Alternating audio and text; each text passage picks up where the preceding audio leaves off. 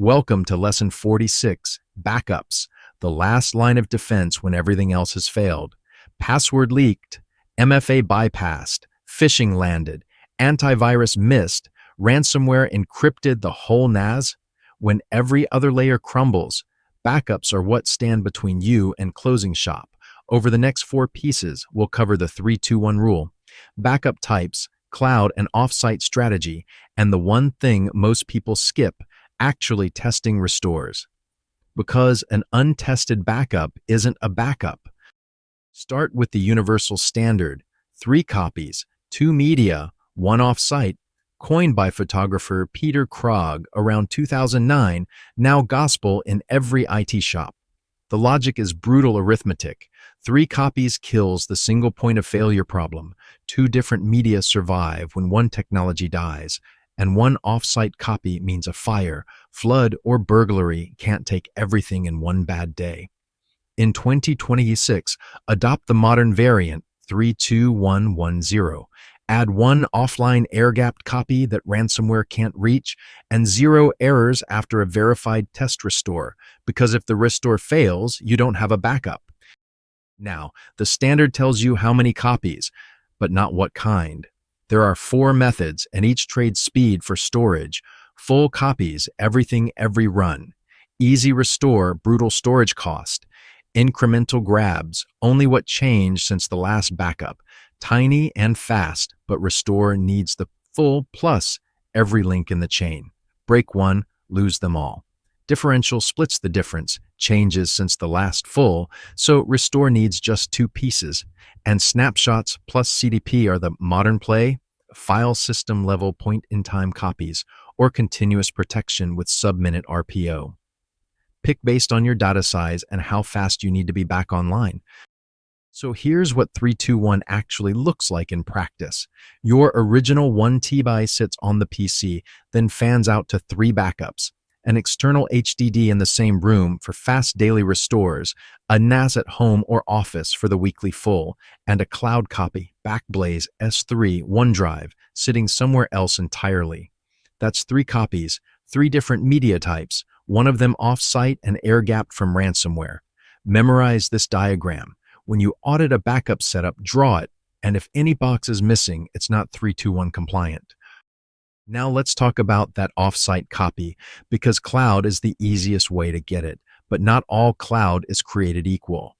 For home users, Backblaze Personal at $9 a month is the no-brainer. For small biz, B2 at $6 a terabyte. For enterprise, you're looking at S3 with Glacier tiers, down to $1 a terabyte for cold storage. Veeam, Acronis, and Carbonite aren't storage. They're the orchestration brain that schedules and ships your data to those buckets. And here's the one that gets people fired. iCloud, OneDrive, and Google Drive are sync, not backup. If ransomware hits the laptop, it replicates to the cloud in seconds. Use them for convenience, but always pair with a real backup tool. So you've got your 3 copies, 2 media, 1 offsite, and you're feeling pretty good. Don't. Because here's the brutal stat that humbles every IT pro. 30% of tape restores fail when you actually need them. Software bug, corrupted media, lost encryption key, missing files. And you find out at 2 a.m. during a P1. The discipline has 4 parts. Quarterly drills. Pick random files, restore to a test location, actually open them. Not just check the file list. Set your RTO and RPO targets so backup design has a measurable goal. Document the runbook so a junior can execute it cold.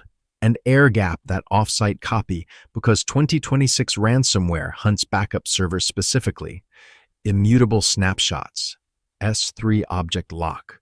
Write once tapes. An untested backup is not a backup, it's a hope. Theory's great, and let's see it on actual tickets. Scenario 1. The bread and butter, user deleted a folder. Recycle bin first, 50% end there. Then cloud version history, then file history or time machine, then the NAS. Restore, verify it opens, educate. Scenario 2 is the nightmare, ransomware on the file server. Isolate first using your L45 EDR skills, Escalate P1 and critically check air gap integrity before you restore because the attacker probably hit your backups too. Use last known good from before the encryption timestamp. Never pay. 3 is pedagogical. Design them a real 3-2-1 stack and walk them through it. 4 is the audit. Don't just check that job's completed. Actually restore random points and prove it. Logs lie, restores don't. Before we wrap, lock these 12 terms into memory. They show up on every backup ticket, every DR plan, every audit you'll ever touch. The big 4 to really internalize. RTO is how fast you're back online. RPO is how much data loss is acceptable. Air gap is your ransomware immune disconnected copy, and LKG, last known good, is the clean restore point from before the incident. Know the difference between incremental and differential cold, because mixing them up costs hours on a restore. And immutable plus 32110, that's where the industry is heading, so speak it fluently. Now the myths, and these get businesses killed. RAID is uptime, not safety. It survives a dead drive, not a ransomware blast or a fat finger delete. OneDrive and Dropbox are sync, not backup. Delete a file, it's gone everywhere in seconds. Untested backup equals no backup. 30% fail on restore day. Monthly is not enough. RPO drives the schedule. And your cloud copy isn't safe if ransomware can reach it through stored credentials. Air gap or immutable, or it's not protection. Lesson 46 locked in. 3 copies, 2 media, 1 off-site. That's your universal floor. RAID isn't backup, sync isn't backup, and an untested backup isn't a backup. Next up, encryption, because once your data leaves the building, you want it useless to anyone who finds it. Onward to lesson 47.